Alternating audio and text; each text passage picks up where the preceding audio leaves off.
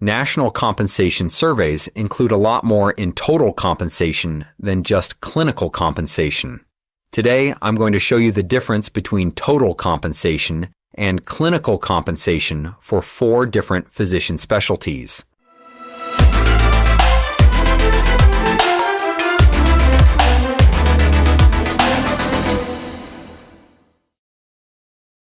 Welcome to the Dr. Deals podcast, where we talk about healthcare business transactions. I'm Nick Newsad from healthcontract.com. The total compensation metric reported by major physician compensation surveys can include much more than just clinical compensation from personally performed professional services. Provider compensation professionals should be cautious to not accidentally violate the Stark Law by relying solely on total compensation when data is available for just clinical compensation. The National Provider Compensation Surveys, including MGMA, are explicit in identifying the definitions of total compensation. MGMA lists the definition of total compensation publicly on its website. Using MGMA's definition, total compensation includes guaranteed base salary, productivity incentive compensation, value-based incentive compensation, on-call pay, medical directorships, APP supervision pay, and all private practice business income included in K-1 forms. Private practice business income can include income from in-office ancillary services, profit margins on employed providers, income from investments in surgery centers, income from medical office subleases, and more. Clinical compensation is just one component of total compensation. Clinical compensation refers to compensation for just personally performed professional clinical services. Office visits, surgeries, and minor procedures are examples of personally performed professional clinical services. Compensation for an administrative medical directorship, on-call coverage availability, and APP supervision is not clinical compensation. Until recently, there has been no comprehensive data source for distinguishing pure clinical compensation from total compensation.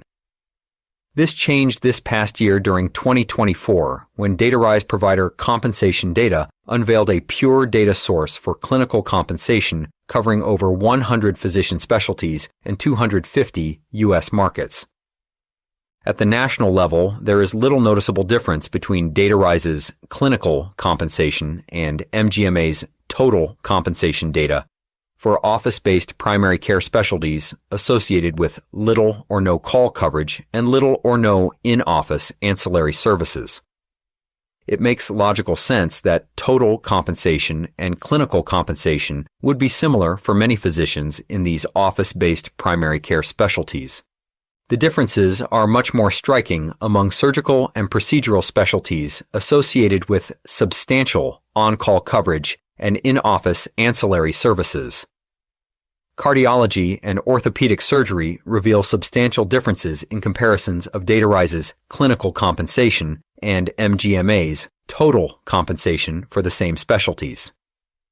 DataRise's developers are currently in the process of reconciling the ancillary income component of total compensation on a specialty-by-specialty basis.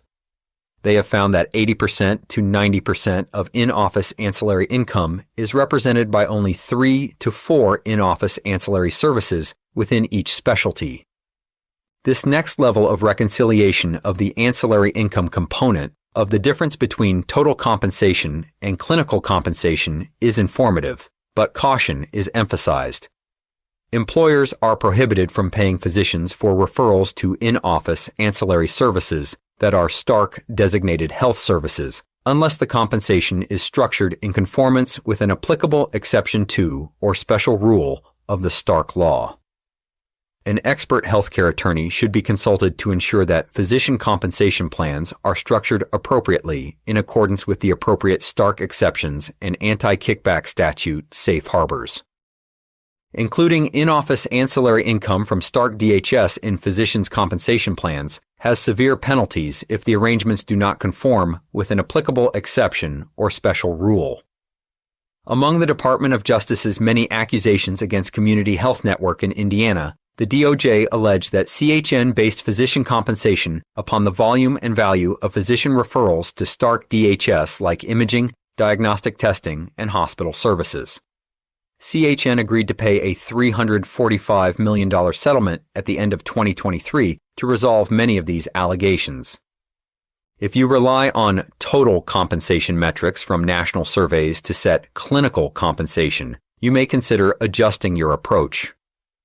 Clinical compensation can now be isolated, separate, and apart from total compensation using DataRise's provider compensation data subscription.